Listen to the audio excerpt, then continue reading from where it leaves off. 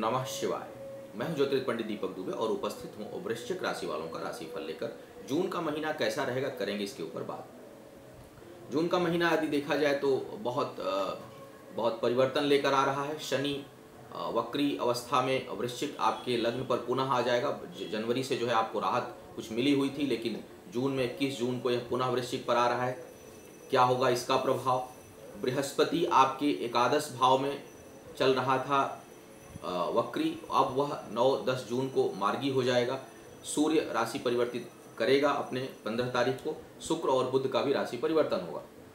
तो कुल मिलाकर यदि देखा जाए तो उथल पुथल वाला महीना थोड़ा रहेगा। क्या क्या होगा प्रभाव एक एक करके देखते हैं। विशेष करके थोड़ा शनि और बृहस्पति के ऊपर भी चर्चा करेंगे और उसके साथ साथ बाकी सभी ग्रहों का जो क्या होगा प्रभाव उसके ऊपर बात करेंगे। सबसे पहले गुरुदेव बृहस्पति को ही ले लेते हैं, क्योंकि 9-10 जून को ये मार्गी हो रहे हैं। बृहस्पति का मार्गी होना आपके लिए अगर देखा जाए तो शुभ संकेत है। सबसे पहली इसका जो परिणाम मिलेगा वह मिलेगा उन लोगों को, जो उन महिलाओं को जो इस समय गर्भवती हैं। वृश्चिक लग्न की यदि आप हैं और बच्चा होने की संभावना है, पेट में बच्चा है, तो बृहस्पति का मार्गी होना आपके लिए बहुत शुभता देगा, बहुत शुभ फलदायी होगा। यदि कोई समस्या चल भी रही थी तो 10 जून के बाद उसमें क्रमशः राहत होगा और इस दौरान यदि बच्चा होता है तो वह स्वस्थ और अच्छा होगा। एक अच्छी बात। दूसरी बात, शिक्षा प्रतियोगिता में बहुत अच्छी सफलता मिलने का योग बनेगा, क्योंकि बौद्धिक क्षमता चाहे और कोई भी परेशानी हो, लेकिन हर परेशानी में रहने के बावजूद बौद्धिक क्षमता आपकी बहुत बेहतर होगी इस टाइम पर। बृहस्पति की सीधी दृष्टि है, अपनी राशि पर दृष्टि है, और बृहस्पति जैसा शुभ ग्रह अपनी राशि को स्वयं पंचम भाव पर देखे, विद्या बुद्धि का कारक है, समृद्धि का कारक है, तो इसका परिणाम आपके बौद्धिक क्षमता के लिए बहुत शुभ संकेत दे रहा है। तो शिक्षा प्रतियोगिता में सफलता पहली सप्ताह के बाद 10 जून के बाद बहुत अच्छी मिलने के संकेत बन रहे हैं। इस समय निर्णय बहुत अच्छे ले पाएंगे और फर्म होकर डिसीजन लेंगे, तो यह बहुत एक अच्छा योग है।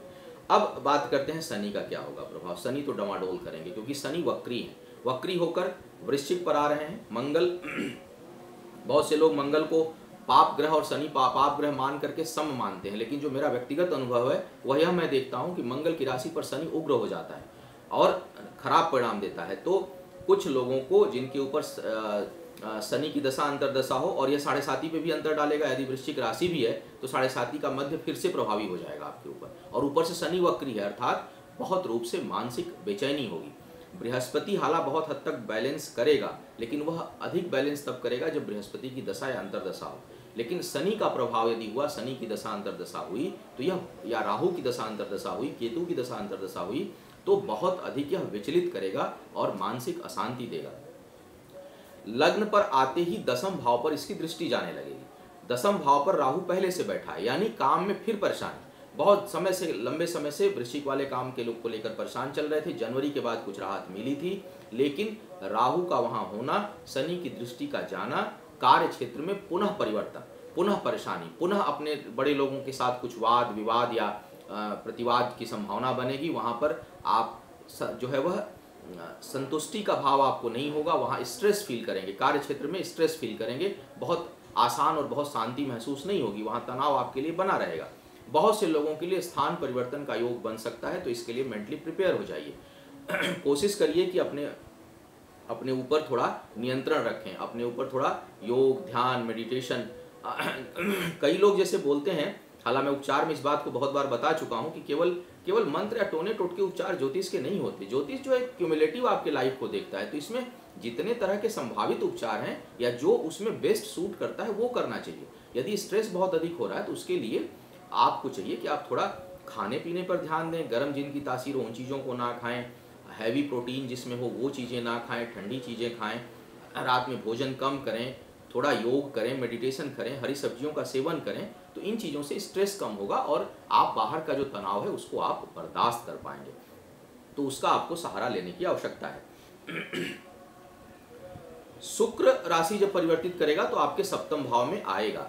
वैवाहिक जीवन में कुछ यह लाभ देगा, कुछ संतुष्टि देगा, लेकिन साथ साथ बुध भी आ रहा है। बुध जो अष्टमेश है, तो अष्टमेश बुध के आने के कारण और शनि की दृष्टि होने के कारण और मंगल अपनी नीच राशि में जाने के कारण कुछ न कुछ वैवाहिक जीवन में उठापटक और तनाव जो है वह आप महसूस करेंगे, वहाँ कुछ न कुछ आपको परेशानी उत्पन्न हो सकती है, तो थोड़ा संभल कर रहना है। बृहस्पति की दृष्टि भी होगी तो नए प्रेम संबंध भी बन सकते हैं, लेकिन वह प्रेम संबंध संतुष्टि नहीं देंगे। प्रेम संबंधों में कहीं न कहीं असंतुष्टि का भाव होगा, मन में व्यग्रता रहेगी और उसमें उहापोह की स्थिति बनी रहेगी। किसी रिश्ते के मामले में किसी निर्णय पर आप पहुंच नहीं पाएंगे, तो बड़ी उहापोह की स्थिति रिश्ते के मामले में दिखाई पड़ रही है। माता के स्वास्थ्य को लेकर आपको सतर्क रहना है। पारिवारिक सुख में कुछ कमी का अनुभव हो रहा है। तो कुल मिलाकर यदि मैं महीने का सारांश की बात करूं तो नौकरी कार्य क्षेत्र में समस्या, संतान और शिक्षा के मामले में सफलता, व्यक्तिगत जीवन में कुछ कठिनाई, प्रेम के मामले में उहापोह की स्थिति इस महीने